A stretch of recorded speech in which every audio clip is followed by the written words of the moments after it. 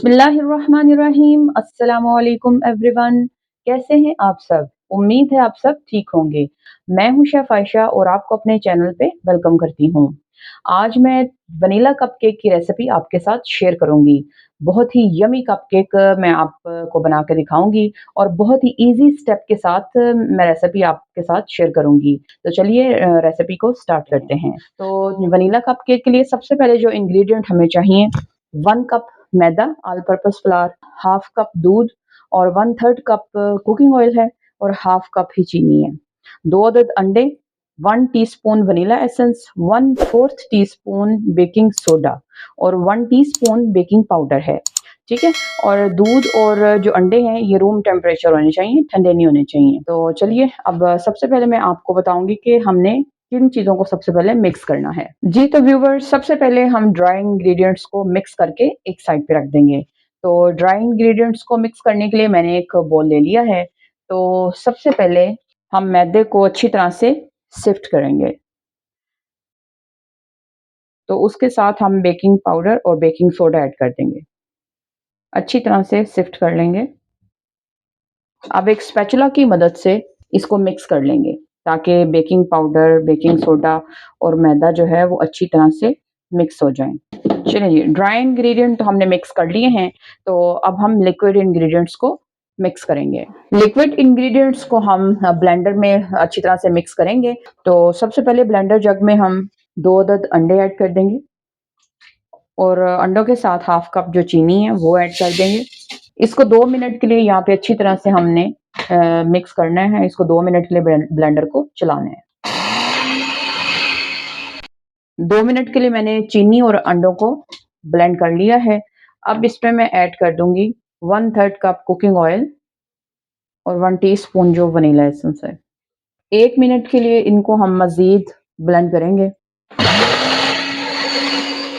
1 minute के लिए हमने ब्लेंड कर लिया है। तो अब दूध ऐड करने के बाद मजीद 1 मिनट इसको चला लेंगे ब्लेंडर को। तो लिक्विड जो चीज़ें हैं हमारी अच्छी तरह से मिक्स हो जाएंगी।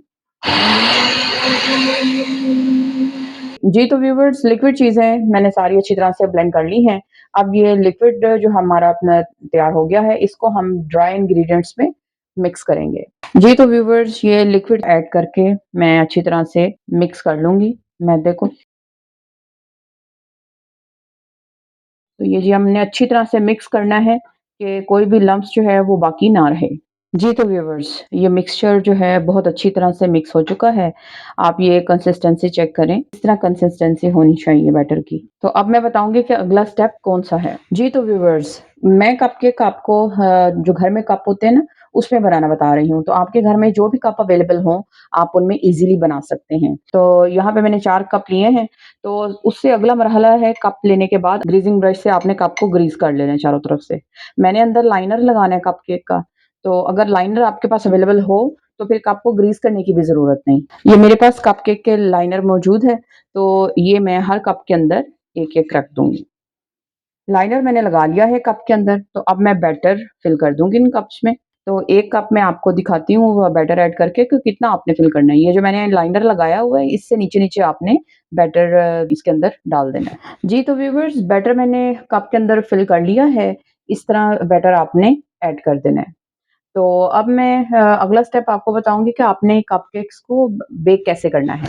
जी तो व्यूअर्स, एक बड़े बर्तन में 2 ग्लास मैंने पानी का ऐड किया है और 2 ग्लास पानी ऐड करने के बाद मैंने इसको पानी को गर्म करके तो फ्लेम को बिल्कुल लो कर दिया है और कप्स को इस पानी के अंदर, बर्तन के अंदर आपने रखते जाना है।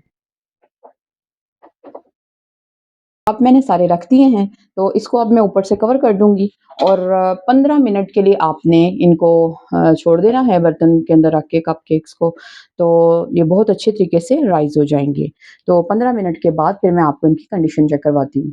15 minutes later. जी तो व्यूअर्स, वनीला कपकेक को बेक होते हुए यहाँ पे 15 मिनट हो चुके हैं, तो चूल्हा अब हम कर देंगे बंद और अब हम कवर उठा के तो इसकी कंडीशन चेक करेंगे।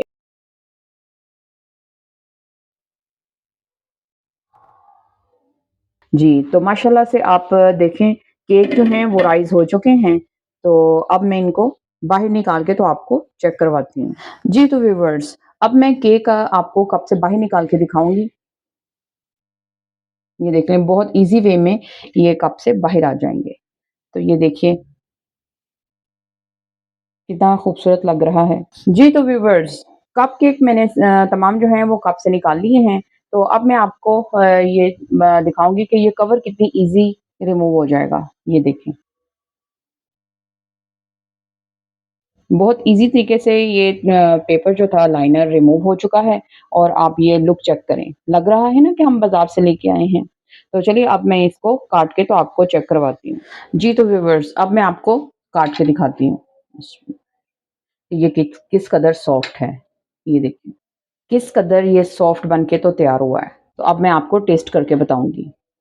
جی تو ویورز ماشاءاللہ سے یہ بہت ہی ٹیسٹی بن کے کپ کیک تیار ہوئے ہیں. میں بس آپ سے یہی کہوں گی کہ آپ بھی اس ریسیپی کو ضرور ٹرائی کیجیے گا اور بچوں کو ضرور بنا کے دیجیے گا.